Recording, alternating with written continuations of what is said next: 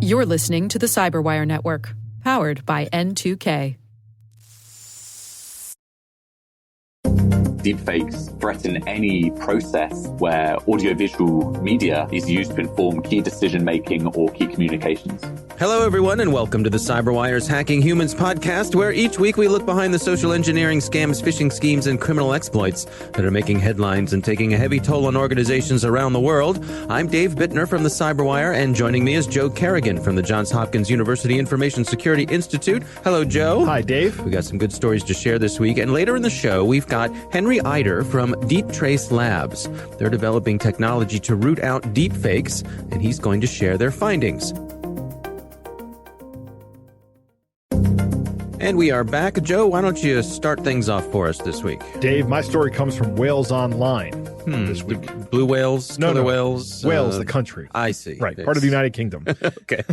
The story's about a mom who gets a phone call from, quote, the local police station. And there's a guy on the phone saying that there's a warrant out for her arrest because she owes £1,000 in unpaid taxes. And of course they state, if you don't pay within the hour, we're going to send somebody to arrest you. Mm-hmm. So she says, what about my family? And the guy on the phone says, don't worry about your kids. And she goes, I didn't say anything about kids. But the caller knew that she had 4 children. Wow. And he knew a lot of other information about her as well. So he had already done some research on this woman before he called her. He said that if she didn't pay, that her kids would be taken away from her and she would be locked up for at least 5 years for a £1,000 tax debt. Seems excessive. It does. This guy was a really hard seller, though. He stayed on the phone with her and was insistent about staying on the phone with her for the entire process. And she actually did commit the transactions. It was just go withdraw the money from your bank account and put it into these other bank accounts. So transfer the money. Yeah, transfer the money, but she did it physically. Right. So she actually withdrew the money and put it into another bank account. I don't know if it's at a different bank. I would assume that it was. Yeah. I've never really thought about that. Can I just, walk into a bank that's not mine and say, I'd like to deposit £1,000 in account number such and such. I guess I can. Yeah, you can. Never really thought about that. Yep. She completes the transactions and then she's like, I better double check with the police, right? Report this to the police. I don't know how it goes down, but she says that she is told that it's a scam. Now, the good news is she does eventually get her money back.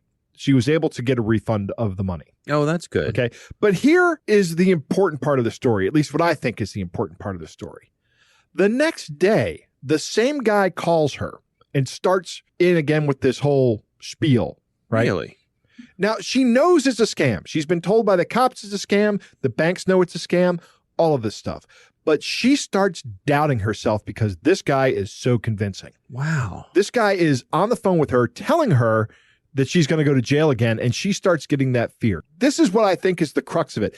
I haven't had a story like this. You haven't had a story like this on this show. We always talk about this thing has all the elements, right? Mm-hmm. I'm going to short circuit your thinking. I'm going to represent the power of something huge and scare you with something that's important to you, like your kids, and you can make it all go away by giving me $1,000. And that is so powerful that even after she knows it's a scam, she still gets that little seed of doubt and fear in her head. And that's what they feed on. He's so convincing. He's so convincing. He can plant that seed of doubt in her mind. Yeah.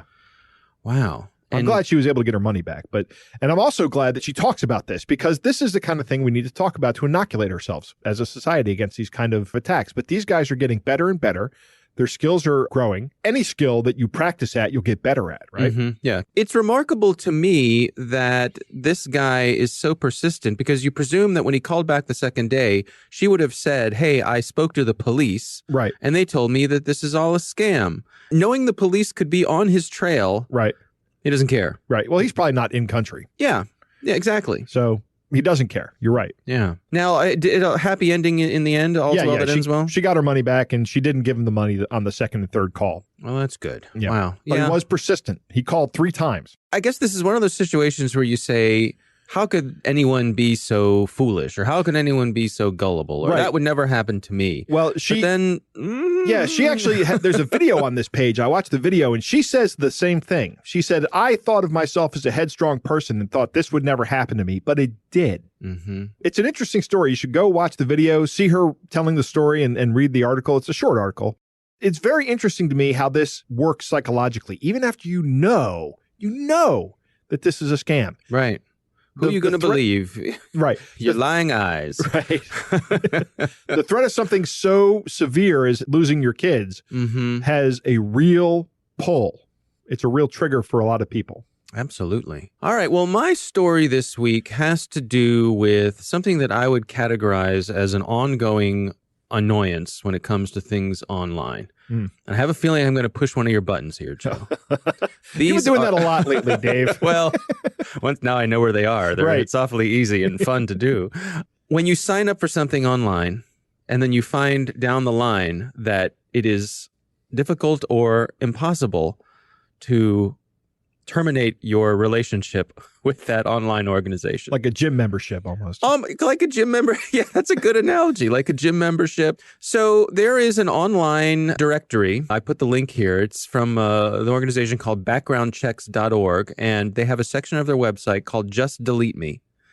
And it's a directory of links. If you want to delete your account from various web services, this directory, for example, if you wanted to delete your account from AOL, you could look up AOL and it'll have a link where you can go. It'll take you right to the page to delete your account. But it also lists how difficult it is to delete your account from different organizations.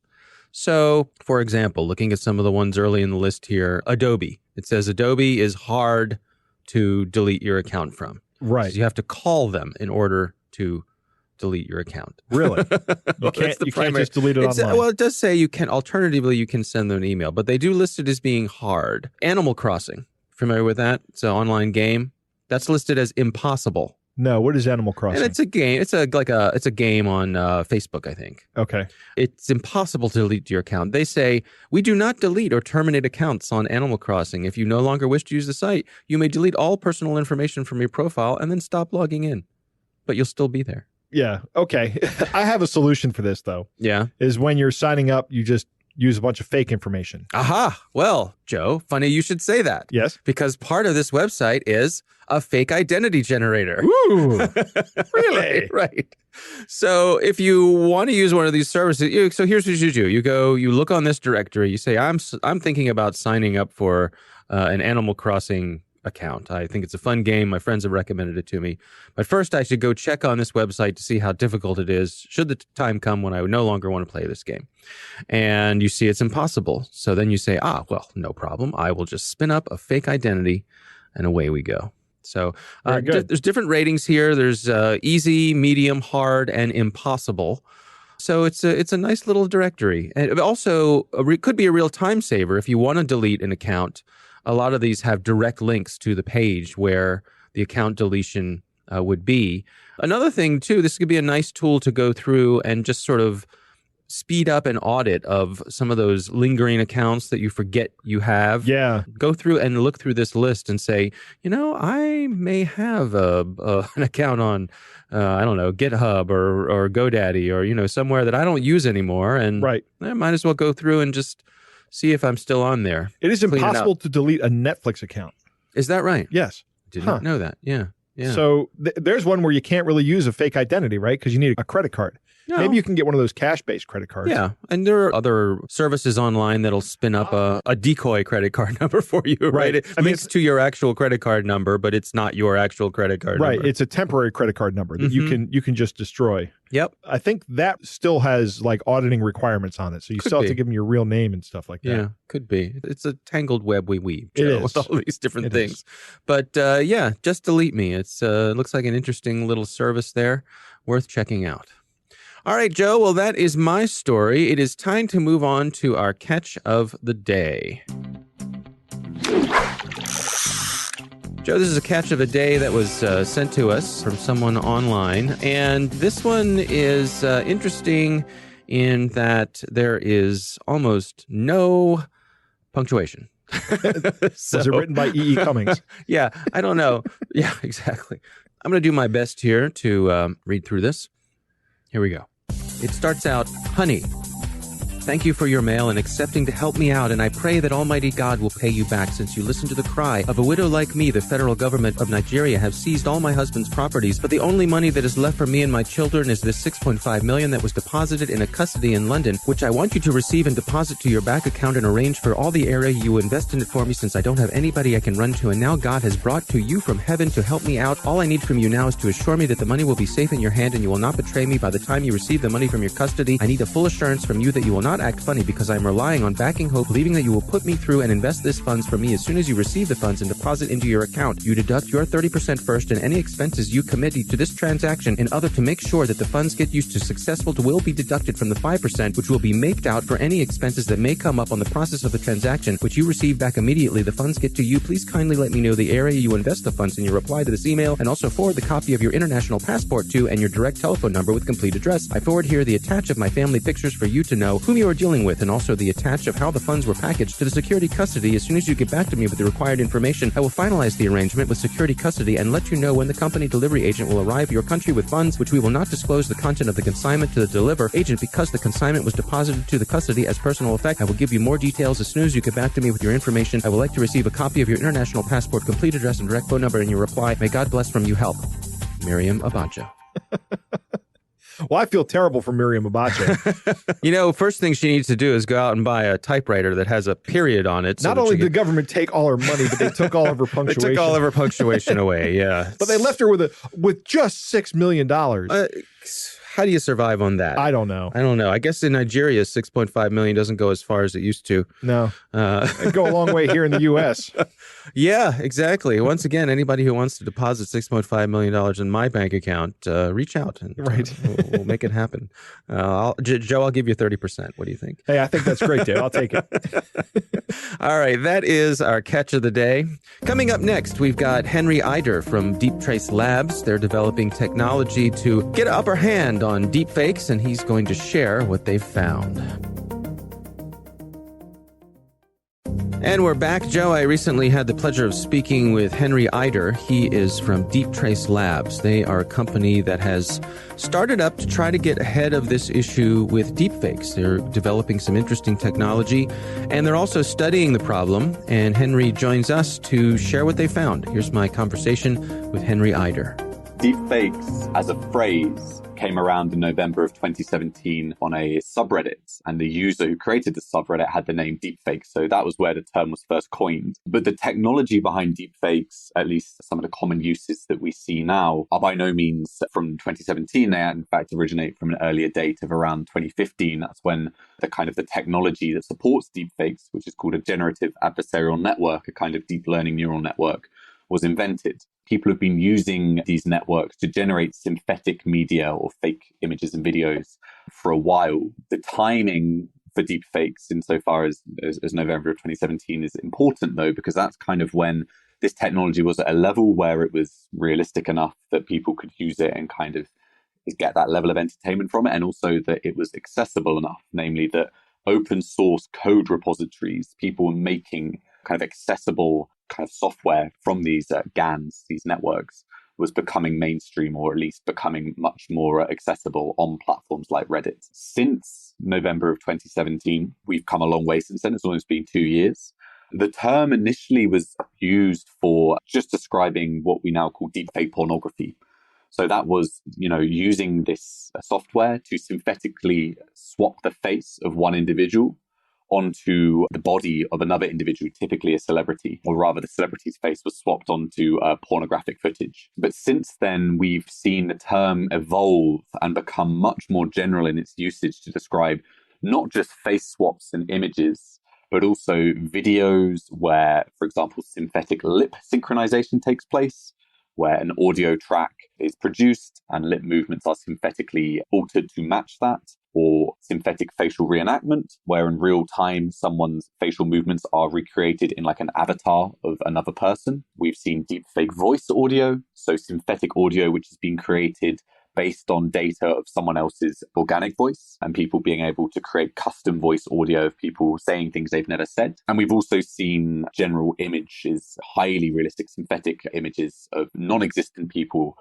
emerging as well. So all of these kinds of synthetic imagery, these synthetic forms of media are being now broadly described as deepfakes. Broadly speaking, I mean, what is the peril here? What is the thing that we're worried about on an individual level and then I suppose as a society as well? So I think the key problem that we are seeing with deepfakes is the ability to fundamentally deceive someone in various different use cases. So, of course, in the initial use case of pornography, which in our work we have found to be by far the most prominent use case, which is currently being deployed, we're talking about, people being shamed, a new form of revenge pornography where people are being synthetically inserted into pornographic scenes and that's being released or tactically spread, the immense kind of psychological and emotional harm that can cause, especially for women. We found 100% of deepfake pornography involves women. More generally, we're looking at advanced misinformation and disinformation capabilities, which in turn influences democratic processes and political processes. Some of the examples which are frequently referenced is, synthetic tapes of Trump's voice being used or another politician's voice being used to say something they've never said, which could then tactically be leaked to the press through an investigative reporter or something like this on the eve of an election and cause, significant damage to trust in political processes and in the mainstream media. And also in the cybersecurity space, we're seeing growing concern about the ability of synthetic voice audio in particular right now to enhance social engineering attacks such as fraud and kind of impersonation attacks where someone could use synthetic voice audio to impersonate a CEO or another kind of C-suite executive or something like this to move money or to make key business decisions. So, there are multiple vectors. I think it's general level with deepfakes threaten any process where audiovisual media is used to inform key decision-making or key communications. So you all at Deeptrace are trying to come at this problem. Can you describe to us, what are you all up to? So what we're doing at Deeptrace is we see our work as building an antivirus for deepfakes.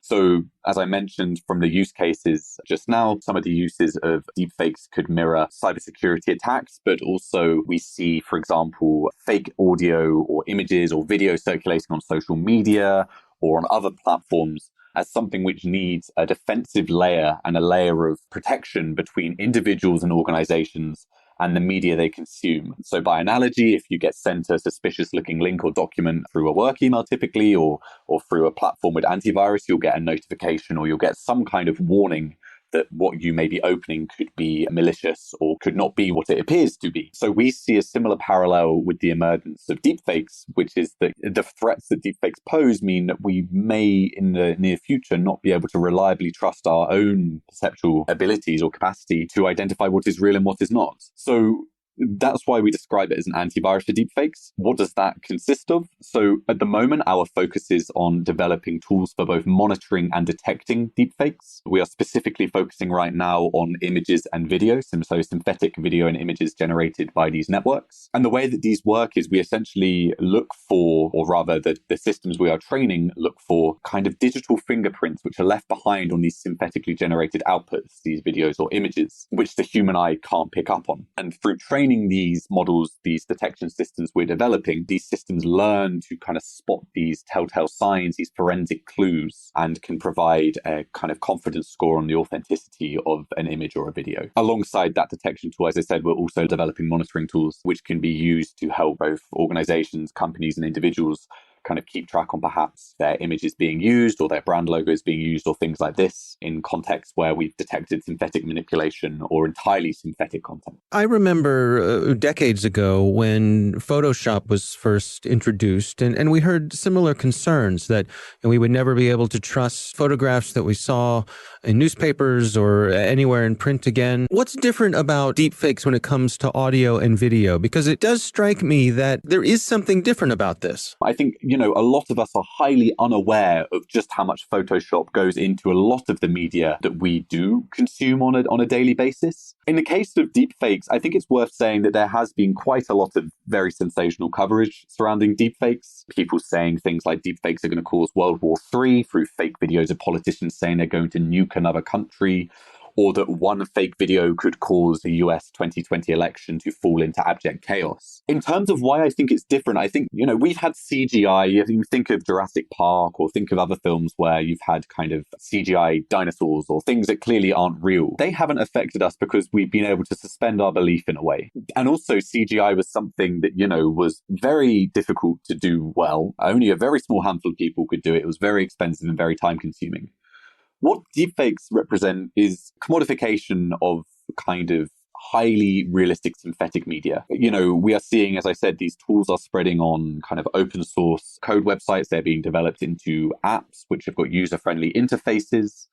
In our report, we found services, professional kind of like service portals being set up essentially as business to create deepfakes. I think the difference is that at no point in history have we had the ability to synthetically manipulate audiovisual media in this way and having those capabilities open to so many people. I think there's been a naivety as to almost a sacred quality that people have attributed to video and audio, which perhaps previously would have been tenable, I think now is outdated. And when I speak to people about deepfakes and when someone asks me what I do and I show them, there's a real kind of visceral experience that these people go through, which is, I am getting fooled. Even though I know this is fake, if I didn't know it was fake, I would be none the wiser. And so I think that's where there's this real kind of difference, is that deepfakes do present unprecedented capabilities for synthetic media manipulation that are more sophisticated than Photoshop and impact mediums that have not been available for synthetic manipulation as they are now with deepfakes. What are your recommendations for people out there to be able to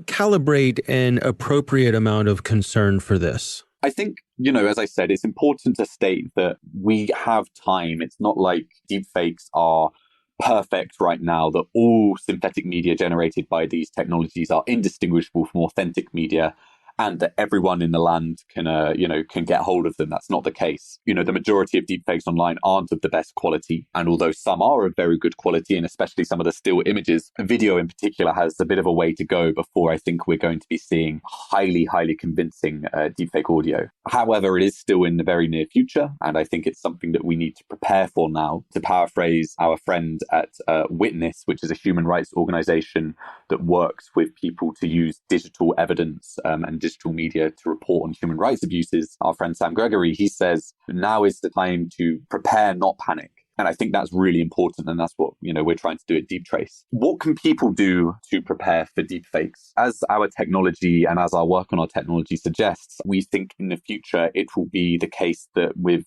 the naked eye or the naked ear, so to speak, it's especially hard if individuals are consuming these videos or audio on social media platforms where images are scrolling past rapidly, and the kind of nature of those experiences are not about studying each piece of media very closely. So that's where we think detection tools will play an important role, certainly not the only role. We don't believe there is a silver bullet in detection for solving kind of the issue of deepfakes. And this is where we think education is going to be crucial. That's something that people can do, is try and research the new kinds of techniques which are being developed, watch videos of deepfakes which are available, which can demonstrate some of the techniques being used. I think one thing that's important to mention and one thing that's important to really emphasize here is that it's somewhat hazardous to say that there are telltale signs of deepfakes that people can look out for. The reason for this being is that, deepfakes are constantly evolving and the techniques for generating them are continually improving. A good example of why this is problematic is that back in November, I think, of 2018,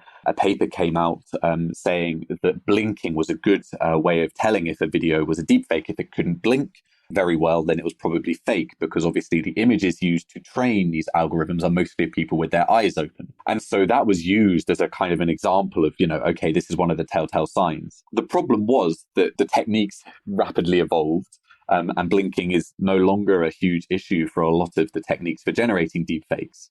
But a lot of the media coverage surrounding this kind of, look for blinking as a telltale sign remains online to this day. And we still get people saying, but I can just see if an image or a video, if the person blinks or not. And obviously that's no longer a viable way of discerning whether something is a deepfake or not. So in some respects, giving out kind of advice on what to look out for could actually be more damaging because it instills a false sense of confidence. as to how you can detect if something is fake or not. So this is why we think that detection is very important in combination with educational processes and a general societal move towards encouraging a critical assessment of what you consume online, particularly when it comes to audiovisual media. Joe, what do you think? Henry says that these things have been around for a while, and he talks about the general adversarial networks technology. And for a while, he means 4 years, since 2015. Yeah. That's not for a while. I mean, that's relatively recently, I would think, right? Well, I don't know. In computer terms, I guess. Exactly. In computer terms, that's kind of what I'm getting at. These things move quickly, and completely synthetic media is now a reality, and good synthetic media is coming soon. Mm-hmm. Circulating this fake media is definitely something that needs to be defended against. I completely understand the reason for his company existing, and I think it's a good market to be in. Mm-hmm. His point about Photoshop was interesting. We do have a lot of Photoshopped imagery that we see on a daily basis, particularly in advertising. Right. Advertising is not going to show you images of people who haven't been Photoshopped. Just not the case. I know from the video side of things, there have been plenty of plugins available to basically smooth out people's skin tones in a similar way. Just take out blemishes, but it works on moving images. Well, a moving image is just a collection of still images, right? Yep. I'm glad to hear Henry say the 2020 election is probably not going to be impacted by a deep fake, but at the rate things are going, I'm wondering about the 2024 election and how that's going to work. And we talked about using it in cinema. I can suspend a lot of belief in when I walk into a movie theater. Mm-hmm. It's one of the reasons I really enjoy the movie Dude, Where's My Car? Right? Because I can suspend enough disbelief that I can believe that two idiots can save the universe from destruction. So yeah, I enjoy the movie. I think it's funny. My first recollection of something deepfake-esque was the movie Titanic, which was 1997. Yeah. That was the first incident I can remember of them putting the actors' faces on stunt people's bodies. On moving imagery. So you had a stunt person running at the camera, full frame. You could see them clear as day, and they mapped the actors' faces onto the stunt people's bodies in a convincing way where you didn't know it wasn't the actor, because why would you think that? Right. You say, boy, those actors are doing their own stunts. Right. But they were not. Well, and that's okay. That's perfectly fine. Sure. Right. To have somebody important say, I'm going to nuke this other country. On the news, that's not okay. Yeah. Right? That's bad. Yeah. A couple things I like to be said is prepare, don't panic. Right. That's always a good thing, no matter what it is, but particularly true here. Also, I like one of the things you said about don't look for telltale signs, because as soon as it becomes a telltale sign, they'll fix the algorithms and it won't be a telltale sign anymore. And there's little more dangerous than a false sense of security, and that's what you're going to equip yourself with when you look for these telltale signs, is a false sense of security. It makes me wonder. I've heard of people who investigate crimes where they'll keep certain techniques in their back pocket. They're things that they look for. They won't tell anybody what they are because they don't want that information to get out there. They want to be able to tell that something is a certain way or a fake or, something like that. But they want to keep that information to themselves. And I wonder if there's value in that with something like this, where the people behind the scenes who are doing the research maybe share that information. But as soon as you put it out there, the bad guys are going to say, oh, watch this. Right. Yeah, maybe they can get rid of the artifacts that they're detecting with their AI or their machine learning in these tools, and then generate a deep fake that is truly indistinguishable from a genuine piece of media. Yeah. Seems like a bit of an arms race. It is, yeah. A rapidly developing arms race. Right. Yeah. Media literacy is key. I agree with that statement. Yeah, absolutely. Absolutely. We want to thank the Johns Hopkins University Information Security Institute for their participation. You can learn more at isi.jhu.edu. The Hacking Humans podcast is proudly produced in Maryland at the startup studios of Data Tribe, where they're co-building the next generation of cybersecurity teams and technologies. Our coordinating producer is Jennifer Ivan. Our executive editor is Peter Kilpie. I'm Dave Bittner. And I'm Joe Kerrigan. Thanks for listening.